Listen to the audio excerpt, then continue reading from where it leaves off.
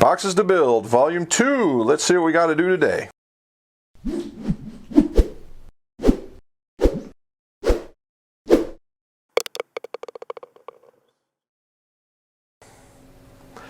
Welcome back to the mcgolfshop. Jim McCleary, most awarded certified club maker, club fitter, where we show you repairs, fitting tips, and reviews so you can get your best golf. And if you would, like the video down below and swing and subscribe and hit that bell. That way you know when the next video shows up. The boxes to build, I introduced that for a set of wedges and some other clubs that came from California. Now we've gone to the other coast, the East Coast, and we're going to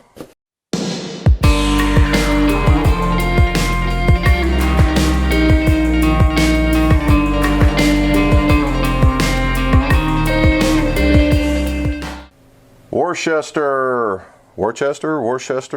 Massachusetts. I knew I was always going to say it wrong, just like Worcestershire sauce, right? Worcester, Massachusetts. And so what are we doing today? Let's find out. All right, so Mark from Massachusetts has sent us a Karsten Ping 3 hybrid and a Callaway XR 3 wood. And he wants us to change out the shafts. Let me set these down. He wants us to change out the shafts and install an Aldila NVS 65 stiff in one and the Aldila 85S hybrid model in the hybrid. So let's talk about this thing a little bit.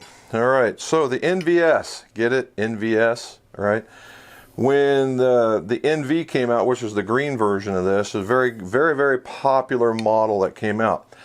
Unfortunately, it was for the golfer that was very strong, right? And so a lot of guys were missing out. So Aldila, in their infinite wisdom, using their multi-layer technology, there's like 30 layers in here.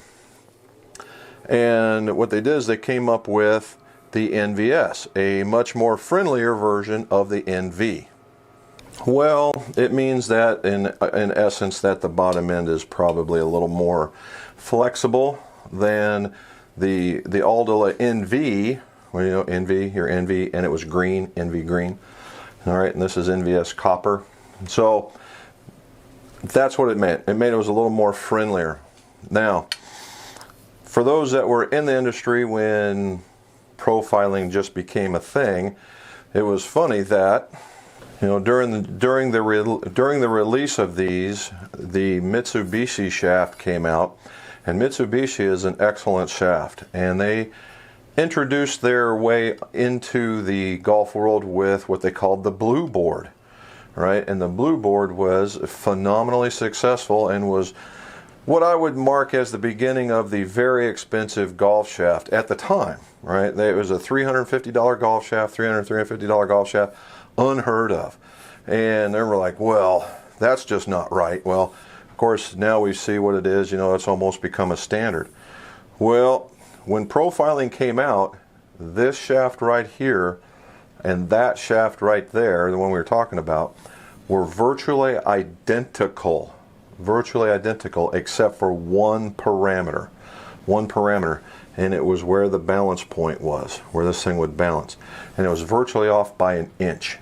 And that inch was the difference between the performance of this shaft and the performance of the other shaft. I would have never have thought that in a million years, but I had this shaft and I had that other shaft, and we would test and they would come out differently. Now, that comes to the difference in the way the shafts are made and the way that, and there could be, what one company says for torque and the other one doesn't. There's a couple things, but as far as profiling goes, they were virtually identical.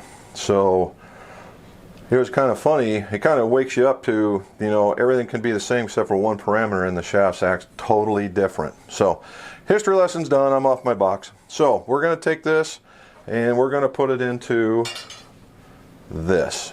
All right, a Callaway XR 3 wood. Okay, the XR still had the cup face technology. It's a lower profile club. We're going to just basically put it in. We're going to put a grip that he has specified. I believe it's a CP2. with a wrap underneath of it. So again, just like always, we're going to heat this hosel up, or heat the ferrule up, pull it down with the knife, heat the hosel, pull it, and then we're going to assemble. So basically, since you got to see the disassembly in volume 1, which will be over here, we are going to show you the assembly on volume 2. So we're going to do a real quick, this is how we take it apart, and then we'll go back and then when we go to finish this, we'll more about the assembly phase. So let's just go take some stuff apart.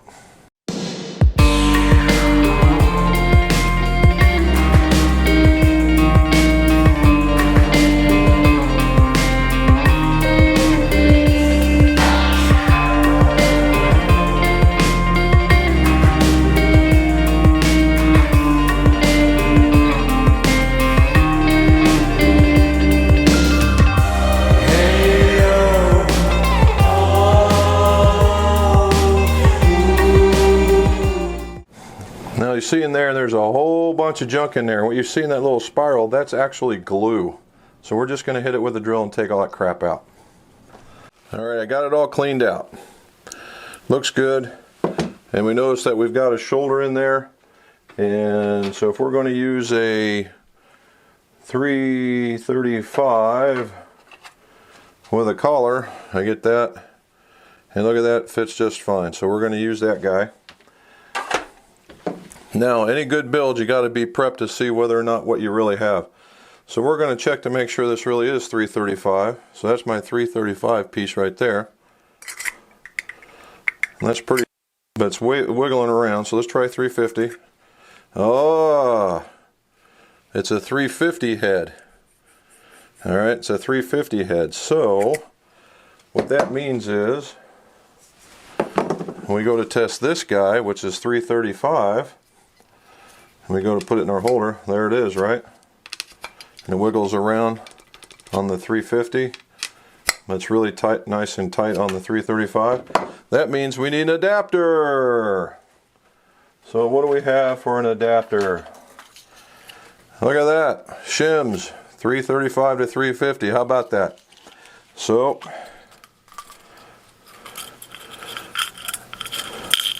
we're going to put that in there, and that'll be part of the build.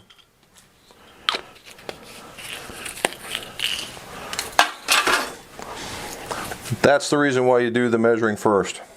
Have you ever heard of that measure twice, cut once? That's why. Okay, we're going to take this one apart and see what we got here. So I was going to get ready to tell you about some different history of ferrules. Well, there's one. This is from an older Ping model, and there's several just like it. So if you have like the ISI, ISK type models and you're wondering, geez, how do I get rid of those? How do I change those out? It's not exactly easy, but it can be done, and I have some aftermarket jobs for the fairway woods and the drivers. And there's some really cool tricks, and it used to be called clocking if you wanted to change lofts and lies. It takes a little bit, but it's kind of a neat idea. So any of you guys interested in changing out a shaft in one of your older models, let me know. Alright, back to the doing this. Okay, as you can see, I've got my epoxy already made. You know, that's 24-hour epoxy, not necessarily the other stuff. When I'm doing full swing clubs, I like 24-hour epoxy. Why? Because it glues stronger and is a little bit better. Now, you know, other epoxies can be used for other applications. I just prefer to do this. Alrighty, so you saw I put a little bit on the shaft, and that's to slide the ferrule on. It acts as a lubricant initially, and then what it does also helps prevent ferrule creep. And then you push it on. Now, I have a wooden piece down here that I put my shaft on, and then that way it allows me to push.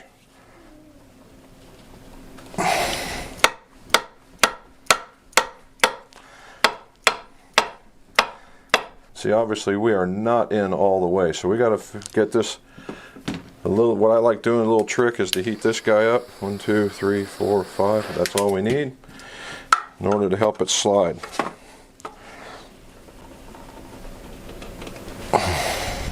See how good we did. We're getting closer. Now, what neat trick is measure the inside of this and see how close we are. So I got about 1/4 of an inch to go.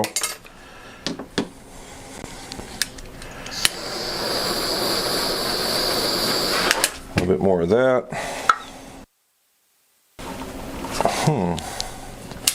Let me do something else. We're almost there.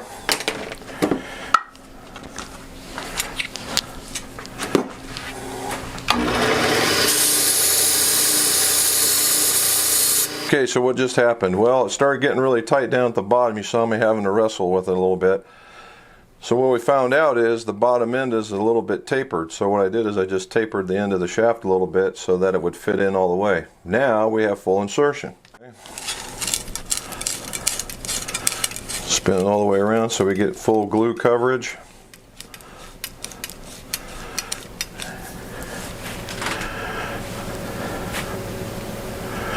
And this is how we got it set up for the flow. We get that, get rid of the glue.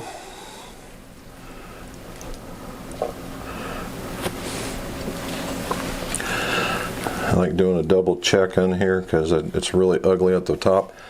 Alright, so now what you want to make sure is that this is fully seated against there, because last thing we want to do is have any gaps when we go to finish it. And it looks pretty tight for me. So a little bit of tape and we're on our way. Alrighty, on to this guy. Now this is the important one. So again, a little bit of glue on there so that the ferrule will slide down. I got it down there pretty decent. Now what I want to do is slide this down a little bit. There we go.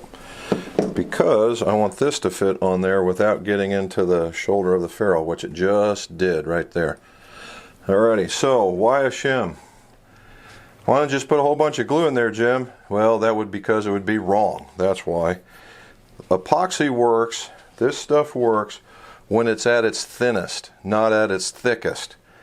And so when things get hot or whatever, this stuff starts tending to break down. But when it's thin, it works really good. So when you put this in here to absorb that space, you have a thin layer that's on the shaft underneath and a thin layer on top that's going to touch the hosel. And when we go to put it on, we'll make sure that it gets spun around in there and sees all the stuff on the bottom.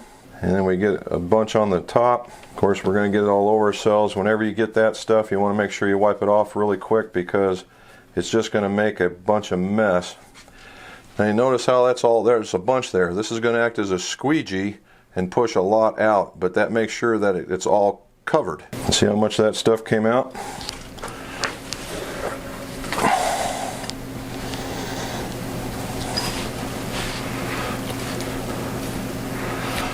Alrighty, so now that we got most of it out, I do the alignment.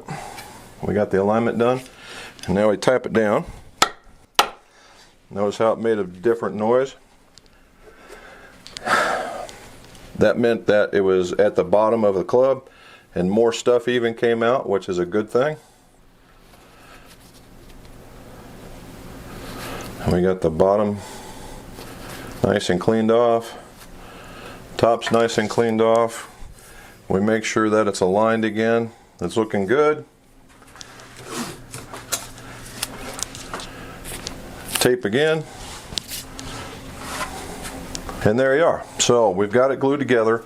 And that's the reason why you do that measure twice, cut once stuff, because now we got the right ferrule, we got the right adapters, we got the right glue, we got everything we need in there, and we wait 24 hours and we'll do some assembly.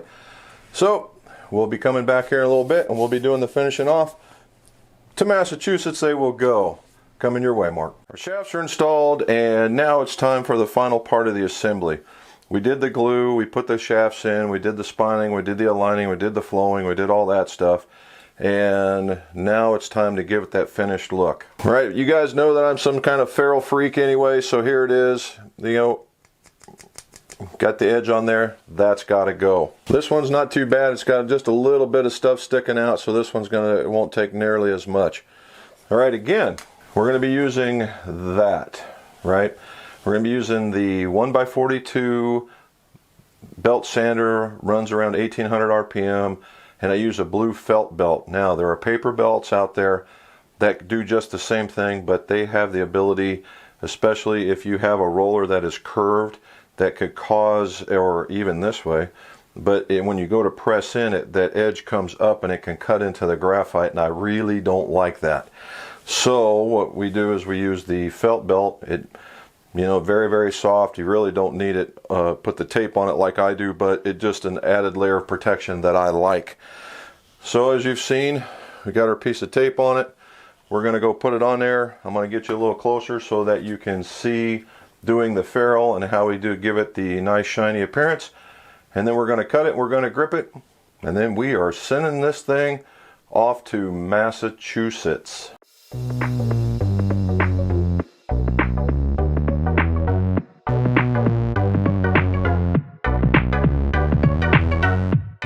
Well, at the risk of sounding like an informational video, I have liberally applied acetone to my 2x2 paper towel, and now we are going to wipe this down in an up and down stroke fashion because we went the 90 degrees with the other one. Gives it a nice shiny appearance, right? We're going to do it again. And up and down we go. You notice it takes off all the extra crud that might be on there, gives it a nice shiny appearance. And then what we do is we're going to put it on the Glanzwatch wheel, again turning at 1800 RPM, and we're going to shine it going this way. So you notice how we're cross hatching it, and that just keeps the ferrule smooth. And that's true with anything, right? Whether you're waxing the head or waxing a car, that's what you want to do. So we're going to get that accomplished. Okay, a little wax on there. That was going this way, and again we wipe it off, going up and down. And voila, looks like the way it came in, which is what we're shooting for. Now the thing we got to talk about on the Ping Hybrid is, this is a painted surface right here. So the more that you grind on it, the more you have the opportunity of getting through that paint and that finish, and then you leave a little ring on there. That's the reason why you want to be very, very light. I just like the way that this one turned out, very, very well. So now it's to cut it and grip it. So our friend wanted a CP2 Pro Wrap Standard. So just like on any other issue, we want to measure the grip from the edge to here, and that way we have a mark to where the tape won't be showing if you're to put it on if you make the tape a little too long. And that's a good starting point. Get it layered on there nice and smooth. You get it the end twisted so no solvent goes in there. Logo side up.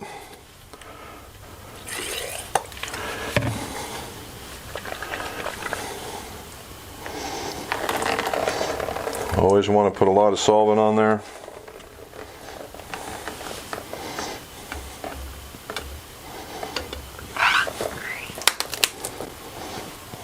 Make sure you feel it seat.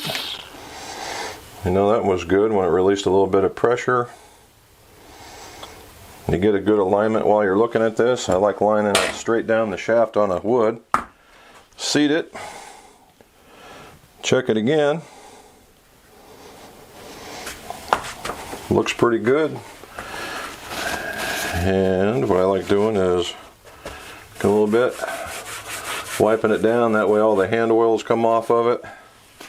Wiping down the shaft, and we'll let this guy dry. So you have the CP2 Wrap Standard with the Aldila NVS in a Callaway XR fairway wood. And it looks just like it came off the line. So really good. So we'll let it dry, and it's on its way to you. So hopefully you like what you saw, and if you do, like and subscribe.